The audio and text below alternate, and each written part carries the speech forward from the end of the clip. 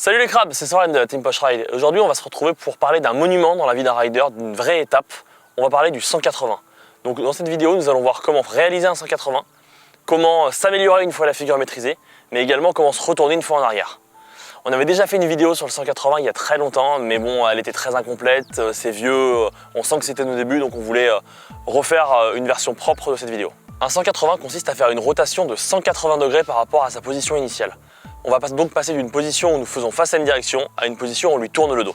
Voici un exemple de 180.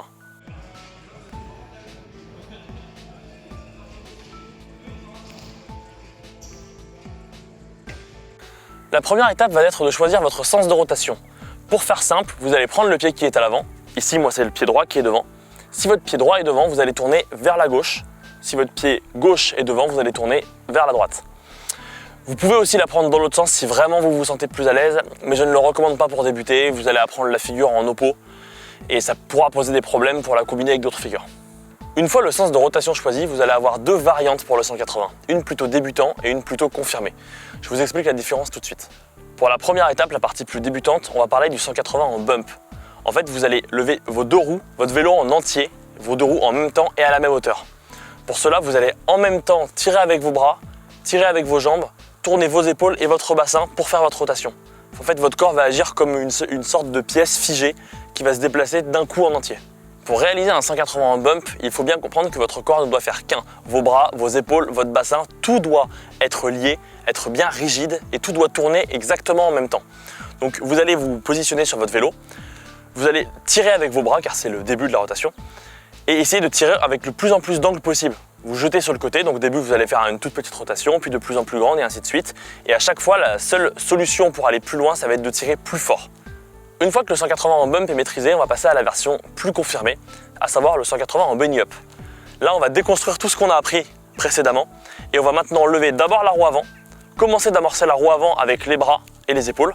Donc vraiment, vous allez être placé sur votre vélo, votre corps va commencer de tourner.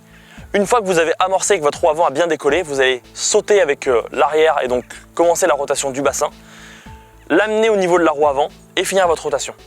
L'avantage de cette méthode, c'est que vous allez plus facilement gérer la hauteur car vous pouvez choisir à quelle hauteur vous levez votre roue arrière bien plus facilement puisque vous allez égaliser l'avant. Donc si vous tirez plus ou moins fort avec l'avant, l'arrière pourra atteindre la même hauteur.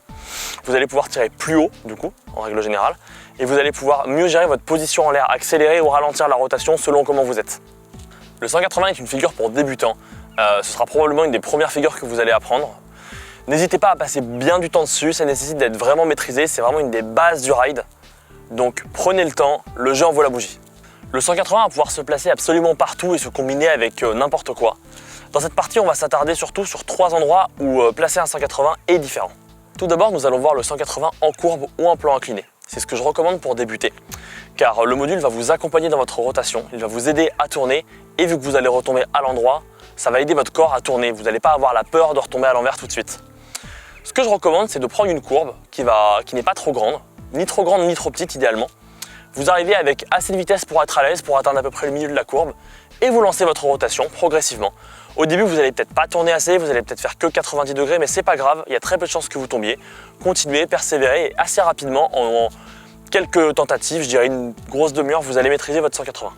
Ensuite, nous allons parler du 180 en R. Vous allez progressivement, une fois que vous maîtrisez le 180 en courbe, prendre de la vitesse, prendre de la confiance, et vous allez finir par sortir vos roues au-dessus du coping. Ici, la difficulté, c'est de ne pas tirer trop pour retomber en bas de la courbe, mais il faut quand même tirer assez pour ne pas raccrocher la roue arrière sur le coping. L'astuce qui va tout changer, c'est de commencer votre rotation au moment où votre roue avant dépasse le coping. Dès qu'elle sort, dès que ça commence, là vous commencez à tourner.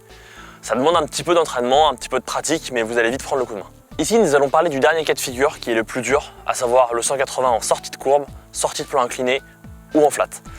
Ici, la principale difficulté, ça va être de retomber en arrière. Votre corps déjà n'aime pas tourner en arrière, donc il va falloir vous visualiser, vous imaginer tomber en arrière, que en fait votre cerveau soit OK avec ça.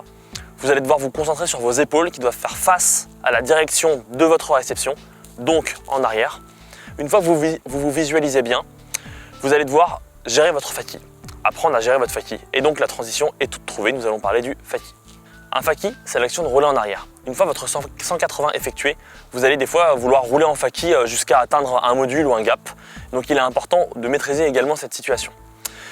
On va encore une fois séparer deux cas. Si vous êtes un free coaster comme moi, vous n'allez pas avoir à pédaler en plus quand vous allez être en arrière, donc vous allez juste vous concentrer sur votre équilibre. Pour ça, vous allez juste donc devoir tourner le guidon pour compenser un petit peu les mouvements du vélo. Si votre vélo dévie vers la droite, vous tournez votre guidon un petit peu vers la gauche. C'est un coup à prendre, c'est de l'entraînement, c'est de l'équilibre. Juste pratiquer et ça va rentrer assez vite.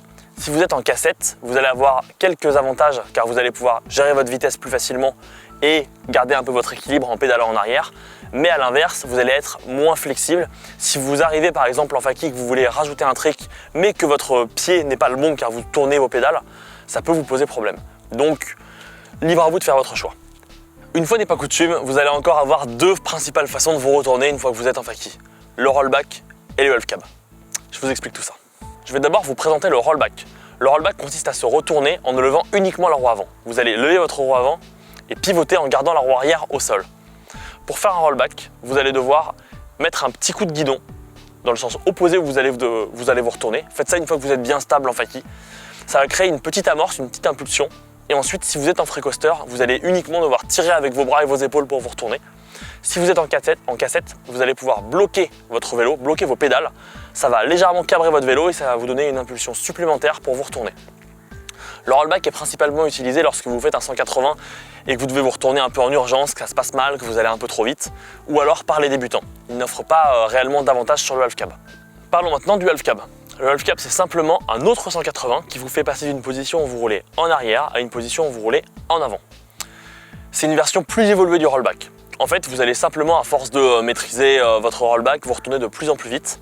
Et à force, avec l'aisance, il va vous suffire de tirer légèrement votre vélo un peu vers le haut, agripper les pédales, tourner un petit peu plus vite éventuellement et hop, vous allez faire vos premiers half cab. Et avec l'habitude, vous allez pouvoir tirer dès le début de la rotation et vous retourner de manière optimale. Le half cab, c'est vraiment un trick à part entière. Ça vous offrira plein de possibilités dans votre ride, ça se combine avec plein de tricks. Donc n'hésitez pas à passer du temps dessus, à le maîtriser, à faire des 180 et des half cab. Et les deux vous ouvriront beaucoup de portes. Petite astuce de la team pour apprendre le faki, le half cab et le rollback, c'est de partir sur une courbe ou un plan 1, mais de préférence une courbe. Pas trop de vitesse, vous montez, vous vous laissez redescendre en arrière, vous bossez votre faki tranquillement. Une fois que vous êtes à l'aise en faki, vous allez progressivement pouvoir faire des rollbacks et des half cab. Ça vous permet de bosser ces tricks sans penser au 180 en plus avant, sans avoir le facteur de potentiellement rater le 180 et donc de ne pas travailler sur le half cab et le rollback. Et d'ailleurs, cette astuce peut être appliquée à tous les tricks que vous voulez apprendre en faki. Il n'y a pas vraiment de risque pour le 180 ou le half cab. Les risques commencent à arriver quand vous allez rajouter des tricks, par exemple si vous mettez des bar speed en plus, ou si vous commencez à prendre beaucoup de vitesse, si vous voulez faire par exemple des gros transferts ou des gros gaps, là vous allez avoir de la vitesse, vous risquez de tomber. Si vous tombez, vous allez tomber en arrière. Donc pensez à mettre un casque, ça devrait régler la plupart des problèmes. Un autre risque, j'en ai un petit peu parlé tout à l'heure, c'est si vous faites des 180 en air et que votre roue avant ou arrière raccroche le coping. Mais normalement, si vous appliquez nos conseils, ça ne devrait pas se passer. Voici une série de démos de 180 et de half cab combinés avec différents tricks et réalisés à différents endroits afin que vous compreniez bien les possibilités que vous offrent ces tricks.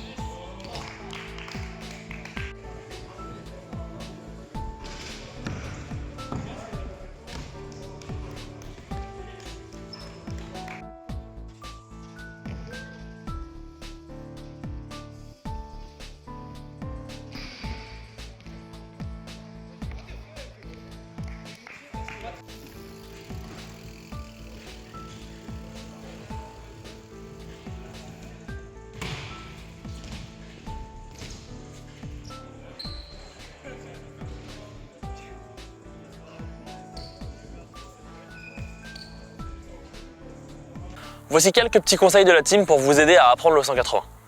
Premièrement, premier conseil le plus important pour moi, faites-en tous les jours. Vous sortez de chez vous, vous trouvez 10 minutes, vous sortez devant chez vous, dans la rue, vous faites quelques petits 180. Même si c'est pas longtemps, ça va vraiment aider votre corps à comprendre comment marche le mouvement. Je l'ai appris comme ça, j'en faisais en allant et en sortant du lycée tous les jours. Et c'est venu assez vite, en un peu plus d'une semaine je l'avais. Deuxième conseil, c'est si vous galérez à un moment, s'il y a une étape que vous ne comprenez pas, posez-vous, soufflez un peu, prenez une minute, visualisez-vous bien, c'est important de bien se visualiser, faire le mouvement, représentez-vous et après, une fois que vous avez bien soufflé, repartez, réessayez. Pensez assez rapidement au half cab aussi. Dès que vous maîtrisez le 180, allez rapidement vers le half cab. C'est important de se challenger et de ne pas se reposer sur ses acquis. Donc vous maîtrisez le 180 mais vous n'arrivez pas à vous retourner, faites des 180 et essayez de finir en half cab. Ça consolidera votre 180 et ça vous permettra d'apprendre de manière optimale le half cab. Et ensuite, si vous avez quelques connaissances en trigonométrie, vous pouvez appeler un 180 degrés un 2 pi sur 2 radians ou un pi radian. Ça ne sert pas à grand chose et les autres riders risquent de trouver que vous êtes assez étrange, donc à vos risques et périls. Voilà les crabes, c'en est fini pour ce tutoriel. J'espère avoir balayé vraiment les différents aspects du 180, du fakie, du rollback, du half cab, tout ça. Si certaines choses restent incomplètes ou que vous avez des questions, n'hésitez pas, les commentaires sont là pour ça, on sera là pour y répondre. En attendant, roulez bien, poche!